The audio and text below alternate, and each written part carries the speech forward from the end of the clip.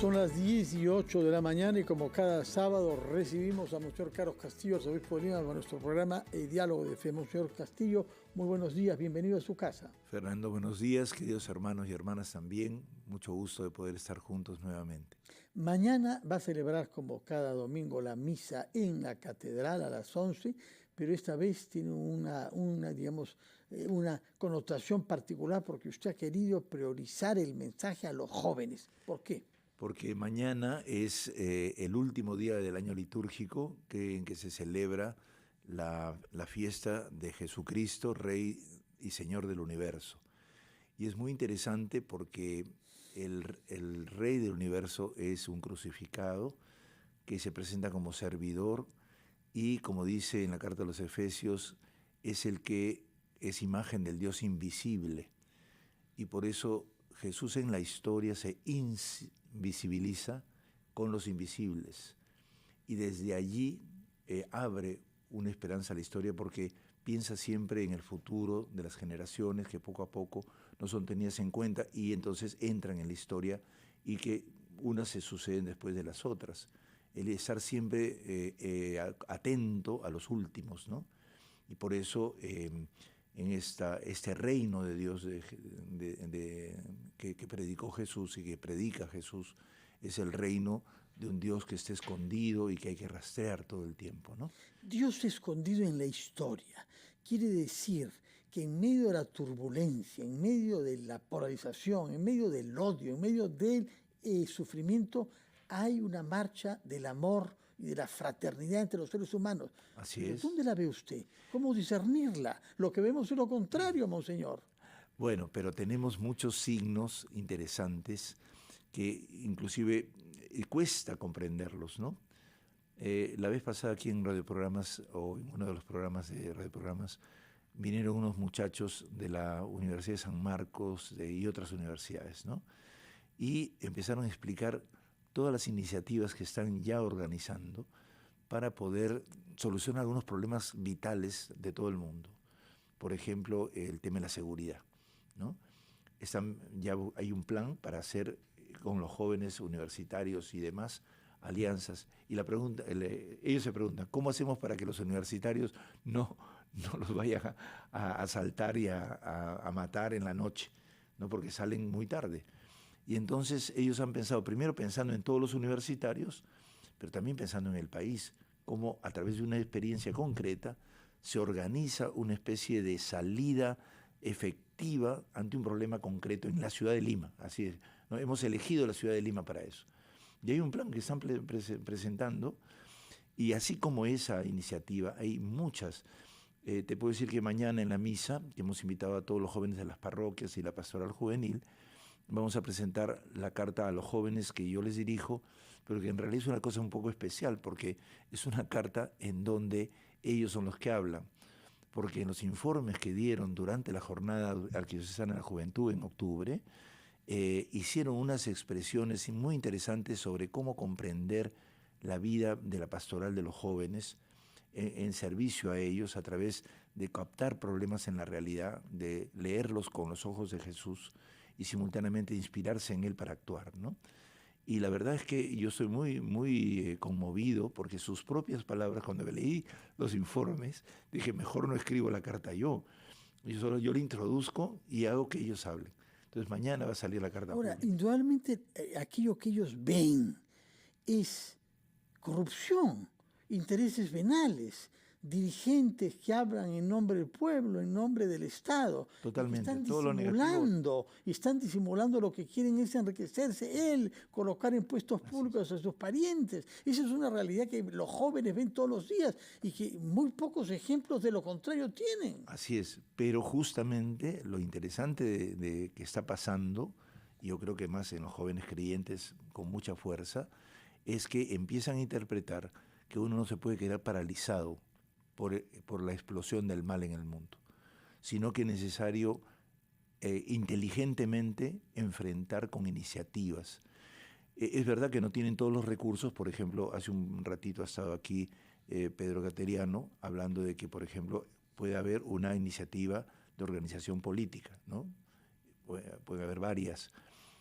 Lo que pasa es que no solamente es eso, porque si no hay una sociedad que en la base va generando una humanidad nueva, una manera de ser distinta, y a la vez con iniciativas que vayan concretando eso a través de iniciativas voluntariado, etcétera, es muy difícil que tú puedas crear una nueva manera de hacer política. Es todo un problema educativo. Y los jóvenes empiezan a ver que si es lento el camino, es mucho mejor que simple y llanamente tomar iniciativas de simplemente gritar en la calle, ¿no? Lo que no quiere decir que no haya a veces necesidad de eso, ¿no? Hoy día estamos festejando el día 14, el recuerdo de 2 años de la muerte de Inti Sotelo y de Brian Pintado, ¿no? Y nosotros los recordamos, como recordamos ahora a los jóvenes que han muerto en este accidente del aeropuerto. Terrible. ¿No? Bomberos, ¿no? Así es, Voluntarios. y gente voluntaria, ¿no? Porque en el Perú la vida la hemos devaluado muchísimo, entonces tiene que haber a la vez como una especie de conjunción entre iniciativas de fondo que resuelven problemas, construcción de un estilo nuevo de hacer las cosas, en donde participa la gente, no se le impone a la gente las cosas, y luego una interpelación que permita reconcebir la dirección del país y de la iglesia también. A veces pensamos que somos perennes. Nosotros no estamos aquí para retener las soluciones futuras, sino para promoverlas.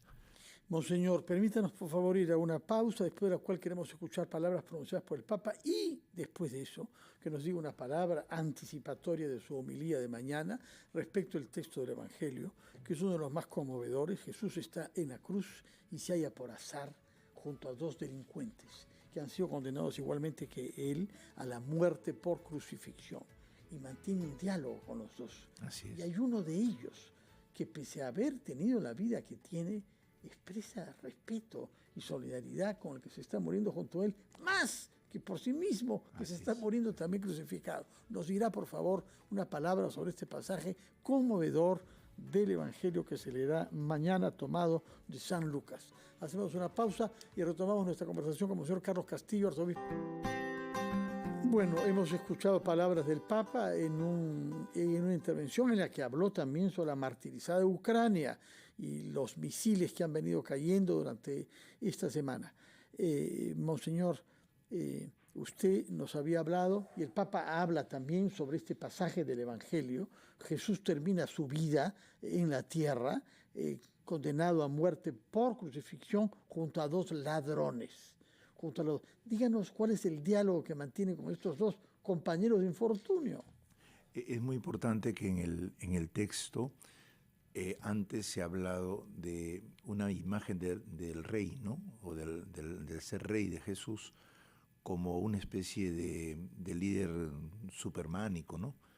O sea, los sacerdotes, la gente que de poder que está ahí presente, le dice: si eres el Hijo de Dios, si eres el Mesías, si eres el Rey de Israel, bájate de la cruz para que creamos en ti. Bájate de la cruz y sálvate a ti mismo. Es toda una concepción de la idea de rey, o la idea de poder, o la idea de gobierno, como una especie de autoperpetuación. Y entonces lo que le están pidiendo más bien es que les muestre el mismo Dios en el cual siempre han creído, un Dios violento, un Dios que genera temor, un Dios que protege justamente el poder, el abuso, la prepotencia, que se instala en todas las personas que quieren perpetuar su poder y buscan solamente la ambición y lo propio, ¿no? En ese sentido, el diálogo con los ladrones es interesante porque se corrigen mutuamente. El que llamamos el buen ladrón, bueno, uno de ellos le dice: ¿cómo es que tú lo juzgas, ¿no?, a él, si todos estamos sufriendo la misma pena, ¿no? Y tú sabes que somos nosotros culpables. Y sabes que nosotros, él es inocente, ¿no es cierto? Él ha sido, y es interesante porque también la conciencia que tenían los pobres ladrones, ¿no?, era también esa de que había una persona en medio de ellos que era distinta, pero que a la vez estaba muy metida con ellos, ¿no?, en el corazón de la vida de la gente. Y entonces y le pregunta, le dice, ¿no? Acuérdate de mí cuando estés en tu reino, y Jesús lo invita, ¿no? Hoy día también, tú porque vas a morir igual, estarás en el paraíso, ¿no? Esta esperanza que da Jesús es una esperanza que consideramos, ya hablábamos las semanas pasadas, es una esperanza superhumana, pero que no es simplemente una trascendencia genérica, sino es el encuentro con el Padre Dios, que Él proclama y que llama a que consideremos como nuestra última meta, ¿no? El reino de Dios como el encuentro con el Padre, ¿no? Y por lo tanto la invitación a todos ser hermanos, y Él se sitúa como hermano de la humanidad. Y por eso prefiere no bajarse de la cruz, porque, digamos, siempre consideramos que Dios tiene todos los poderes. Sin embargo, el poder de Dios, que es basado en el amor, implica, ¿no?, la misericordia, la comprensión, el aguante y el predicar siempre la paz. Ese es el modo de actuar la paz de parte de Jesús, no violentar ni predicar un Dios violento. Entonces, esto es importante para todos nosotros porque hay algo muy interesante que dice, y que el Papa ha comentado, ¿no? Los chicos en la carta, ¿no? Uno dice, Dios no quiere que estemos en una vida sin problemas, sino una vida habitada permanentemente por su presencia. Textual, ¿eh? O sea, yo ni siquiera se me había ocurrido pensar en la presencia permanente de Dios como amor, y simultáneamente el rechazo a una vida sin problemas. La vida tiene problemas, ahí es complicado, como tú has señalado hace un rato, pero simultáneamente la presencia plena de un Dios que es amor nos lleva entonces a una forma de aventura, de estar buscando siempre soluciones, de organizarse, de ver.